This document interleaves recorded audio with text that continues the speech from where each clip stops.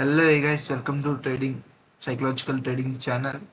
అయితే చూసుకుంది ఈరోజు 26 డిసెంబర్. మనకి ఈ ఇయర్ అయిపోతుంది. ఇంకా రేపు ఒక రోజు, ఎల్లుండి ఒక రోజు, దాని తర్వాత ఒక రోజు ట్రేడింగ్ సెక్షన్స్ ఉన్నాయి. అంటే ట్యూస్డే కదా, వెన్స్డే, థర్స్డే, ఫ్రైడే ఇంకోటి త్రీ ట్రేడింగ్ సెక్షన్స్ ఉన్నాయి. చూసుకోండి గైస్, బాగా ట్రేడ్ చేయండి. ఇయర్ హ్యాపీగా ఎండింగ్ చేయాలి. చూసుకుంటే ఈరోజు 2 ట్రేడ్స్ తీసుకున్నా. ఫస్ట్ ట్రేడ్ ఇక్కడ తీసుకున్నా. ఫస్ట్ మార్కెట్ ఈరోజు ఎలా బిహేవ్ చేసిందంటే, ఫస్ట్ కొంచెం ఫ్లాట్ ఓపెనింగ్ అయ్యింది. ఫ్లాట్ ఓపెనింగ్ కొంచెం టైం పాస్ చేసి మనకి ఈ రోజు హై అయితే బ్రేక్ చేసింది, ప్లస్ ఎస్టర్డే హై కూడా అదే బ్రేక్ అయితే చేసింది. బ్రేక్ చేసిన తర్వాత కొంచెం మూవ్మెంట్ ఇచ్చి కొంచెం సైడ్ వేస్ అయింది గైస్ మార్కెట్. నేను ఇక్కడ ఎందుకు ట్రేడ్ తీసుకోలేదంటే, అప్పటికి ఇంకా నిఫ్టీ బ్రేక్ చేయలేదు. బ్యాంక్ నిఫ్టీ ఇంకా బ్రేక్ చేయలేదు. నిఫ్టీ బ్రేక్ చేసింది కాబట్టి నాకు ఇంట్రెస్ట్ లేదు. అందుకే నేను ఎంట్రీ అవ్వలేదు, ట్రాప్ అనుకున్నా. కాకపోతే కొంచెం మూమెంట్ అయింది. మూమెంట్ అయినాక ఇక్కడ నేను ఎంట్రీ తీసుకున్నాను. ఇక్కడ ఎందుకు ఎంట్రీ తీసుకున్నాను కూడా మీకు చెప్తాను. చూసుకుంటే బ్యాంక్ నిఫ్టీ ఈ క్యాండిల్ బిగ్ బార్ గైస్, ఈ లెవెల్ కోసం రెండు వెయిట్ చేస్తాను, ఎప్పుడు బ్రేక్ చేస్తుంది ఎంట్రీ అవుతుందని. బ్యాంక్ నిఫ్టీ అయితే బిగ్ బార్తో బ్రేక్ అయింది. ఇంకా నిఫ్టీ బ్రేక్ అవ్వలేదు కదా, బ్రేక్ అవుతుంది కదా నేను ఎంట్రీ అయ్యాను, కానీ బ్రేక్ అవ్వలేదు. ఇదే గైస్ ఫస్ట్ ట్రేడ్. ఇది గైస్ ఫస్ట్ ట్రేడ్. చూసుకుంటే ట్రైలింగ్ ఎస్ఎల్ అయితే హిట్ అయింది. 6 పాయింట్స్ వరకు అయితే వెళ్ళింది ట్రేడ్. దగ్గర 6-7 పాయింట్స్ వరకు అయితే వెళ్ళింది ట్రేడ్, కానీ ట్రైలింగ్ ఎస్ఎల్ అయితే హిట్ అయింది. ఎందుకంటే ఇక్కడ నుంచి మూవ్ వస్తుంది అనుకున్నాను, కానీ మూవ్ రాలేదు. వెంటనే రివర్సల్ అయిపోయింది. దానంతా వెయిట్ చేసింది గైస్. వెయిట్ చేసినాక నాకు డౌన్ సైడ్ అయితే అసలు ఇంట్రెస్ట్ లేదు గైస్. ఎందుకంటే మీరు చూసుకుంటే మార్కెట్ బ్రేక్ అయినాక కొంచెం టైం పాస్ చేసి ఇక బయర్స్ని ట్రాప్ చేసి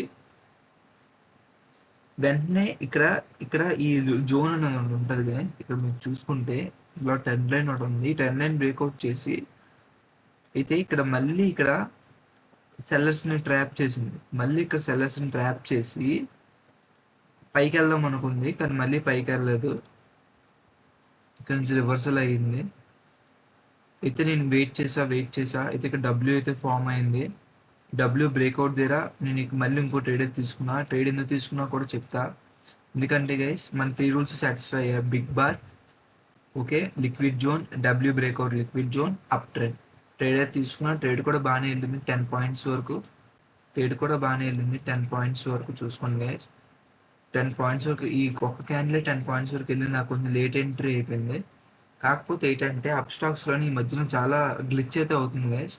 అంటే మీరు కొంటున్నప్పుడు ఒక ప్రైస్ చూపిస్తుంది, మీరు స్క్వేర్ ఆఫ్ చేసిన ఒక ప్రైస్ చూపిస్తుంది. అలాగైతే నాకు ఈ ట్రేడ్ 50 రూపీస్ అయితే లాస్ అయ్యింది. అది గైస్ 2 ట్రేడ్స్ తీసుకున్నాం. ఇది ఇక్కడ ఒకటి. ఇది గైస్ ఈరోజు ట్రేడ్ అయితే ఓవరాల్ మనం ఎంత ప్రాఫిట్ అంటే 7 రూపీస్ ప్రాఫిట్. ఇది కూడా పోతే ట్యాక్స్లో ఇంకా మనకి 50 రూపీస్ లాస్. అది గైస్ అయితే స్ట్రైక్ ప్రైస్ చూసుకుంటే 21,450 సిఈ, 21,450 సిఈ. ఒకటి 1421 దగ్గర, ఇంకోటి ఏమొచ్చి సెకండ్ ట్రేడ్ 1421 దగ్గర, ఫస్ట్ ట్రేడ్ ఏమొచ్చి 1223 దగ్గర. ఇది గైస్ ట్రేడ్ అయితే ఈరోజు 1223 కాదు, 1224 దగ్గర ఎంట్రీ అయ్యాను. ఇది గైస్ అయితే ఈరోజు ట్రేడ్ 2 ట్రేడ్స్ తీసుకున్నాం. ఒకటి కాస్ట్, ఇంకోటి 50 రూపీస్ లాస్. ఓవరాల్ 50 రూపీస్ అయితే లాస్లో ఉన్నాం మనం.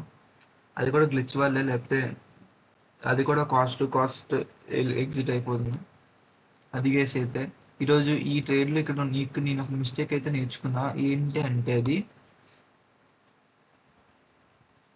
బ్యాంక్ నిఫ్టీ బ్రేక్అవుట్ చూసి ట్రేడ్ తీసుకోవద్దు. Wait until nifty breakout. అదే గైస్ ఇక్కడైతే నేను ఇదే నేర్చుకున్నా. ఎందుకంటే నేను బ్యాంక్ నిఫ్టీలో చూసే ఈ ట్రేడ్ అయితే తీసుకున్నా. ఎప్పుడైనా నిఫ్టీలో బ్రేక్అవుట్ చూసి బ్యాంక్ నిఫ్టీలో ట్రేడ్ తీసుకోవచ్చు, కానీ ఇప్పుడు కూడా బ్యాంక్ నిఫ్టీలో చూసి నిఫ్టీలో ట్రేడ్ చేయకూడదు. ఎందుకంటే నిఫ్టీ అనేది overall 50 indexes, 50 top companies index. Bank Nifty only బ్యాంకింగే.